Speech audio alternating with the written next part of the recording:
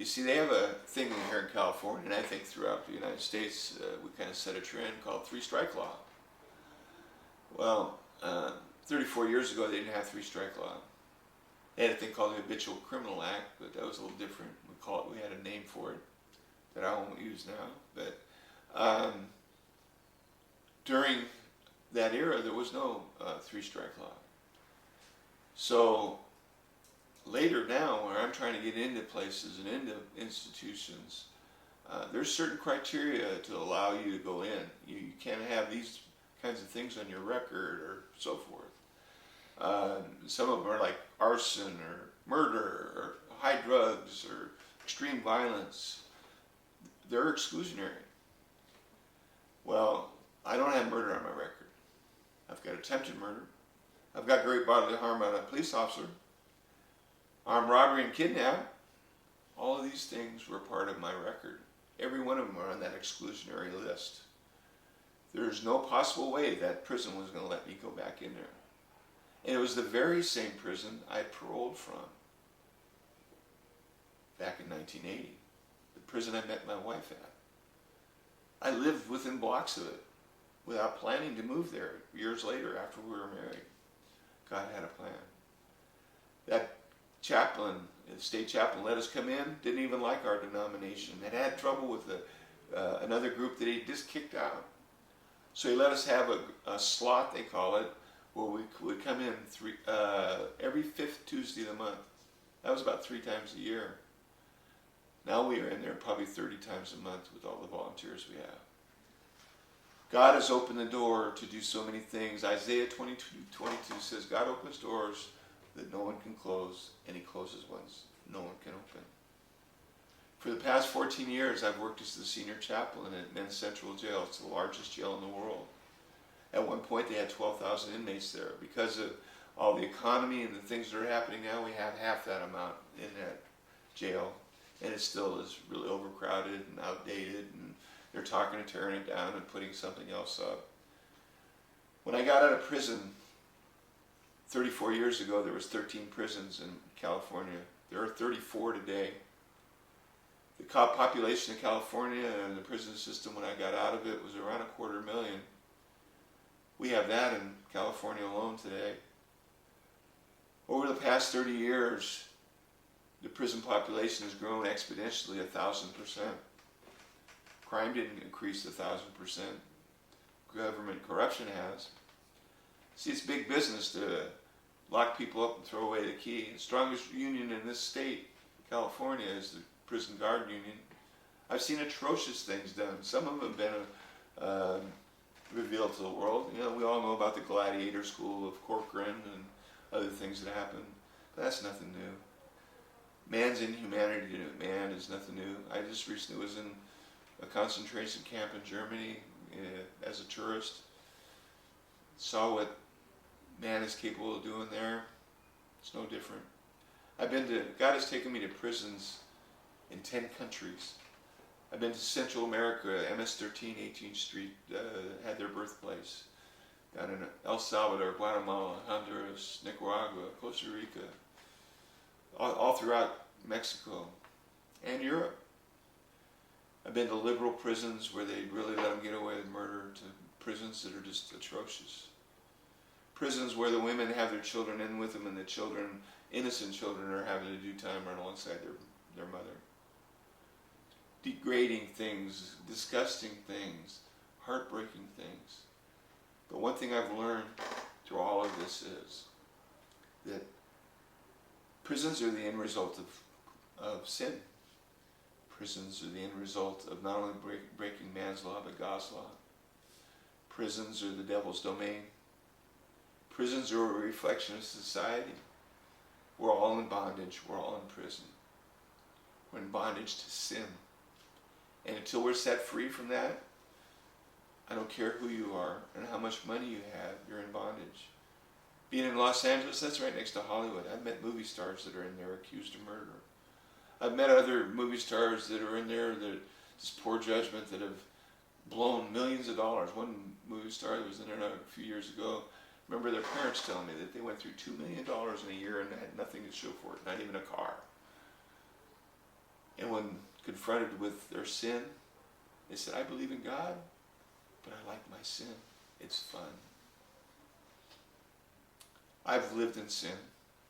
I was a successful criminal, even though in and out of prison. When I was out, I made some big money at times. I made great money when God put me into aerospace and working for Disney Imagineering, all the stuff I got to do when I got out of prison this time. Setting the stage for me to do the last 14 years in full-time ministry. But through it all, I've seen the handprint of God and His showing me that none of us are different. All truly do fall short of the glory of God. All of us are sinners. Don't matter what kind of upbringing you have. I've met people that have come from terrible upbringing that never went to prison, never did what I did, never hurt people. Their hearts were good. Mine was of stone. God's given me a new heart now. I've got friends that'll joke and make fun of me when I cry. My dad couldn't bring a tear to my eye with knocking teeth out of my head. But a simple thing can break my heart today because I have heart. And it's a new heart. And it's a heart we all need. A heart that looks to the Lord for our strength and for our comfort. I'm going to be dead in 6 to 8 weeks. I have cancer. I was supposed to have been dead months ago. Wouldn't look like it right now, but I'm just being emotional. But I'm really at peace. I know where I'm going. I know what I've shared with all these guys on death row to whatever, that God will forgive you. That God's blood is more powerful than all of that. I struggle with that right now, just in my flesh. Am I right? Better be right. But I know I'm right. I know God is real. He's proved Himself to me so many times. He's blessed me in so many ways that I haven't deserved. And He's real. But He's got to become real to you before it makes a difference. Jesus Christ, 2,000 years ago, died for our sin on the cross. And it was foolishness to the world, the Bible tells us. But one thing I've learned going all over the world, going into the deepest pits of hell in these prisons, where these people are depraved and possessed, so evil that it's amazing. And yet, the whole thing boils down to sin. And sin is separation from God. Sin is missing the mark, the standard that He put out for us, that we all fall short of. But see, you know what is God? God is love. He is love. His essence is love. And all these people that are in bondage and in prison and in sin, the end result of what has happened is the consequence of broken love, betrayed love. All the women that are in prison that have been so abused since they were, and many times by the people who should have been protecting them, and grow up to be evil people. And I met some of them. But yet I met some of them who have been transformed into bodies of light. That were the legacy they left the world was one of cruelty and violence and brutality. And yet I knew them in a different way, where they became godly. I know a man on death row today that all he wants to do is share the gospel with others. He knows he's not getting out. He's gone through all his appeals.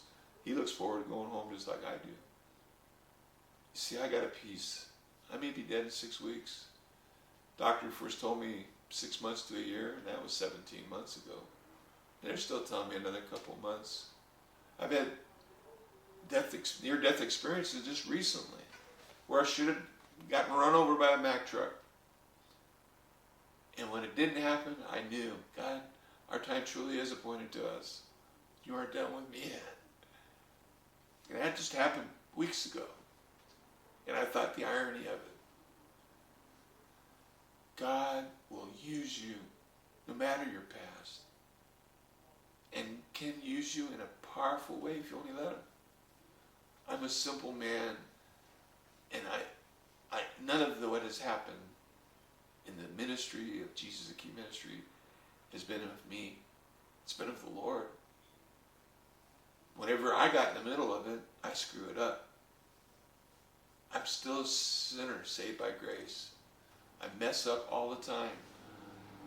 I've let God down so many times in the past 32 years of being a Christian, I can't believe it, that I would do it.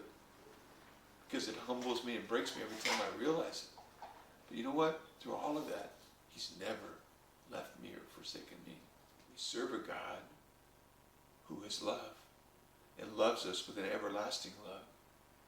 And if we only turn to him, we can have that love and have that assurance that only him can give. He's the only one that can give it.